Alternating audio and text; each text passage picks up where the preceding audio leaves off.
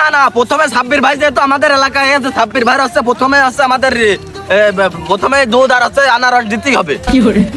এই কথা বলে হবে না ভাই। আর ওই ডোম্বার মাংস তো থাকবে ওর সাথে। না না, সাব্বির ভাই মানে আমাদের একটা লাভের একটা সম্মান আছে না, এত বড় একটা নেতা, পদপ্রার্থী। কি কি বুঝলাম না, ও কথা বললে হবে না ভাই। সাব্বির ভাইটা অনেক বড় মনের মানুষ তো, তার একটা আছে না, একটা প্রেস্টিজের ব্যবসা আছে না। না না না না, এই শীতের দরকার পড়লে ওই যে 6-10 হাজারের পিছনে একটা গোশ নিয়ে আসো, তাও আনতে হবে। ডুম্বার গোশ আর আছে উঠির গোশ ছাড়া সাব্বির ভাই খায় না।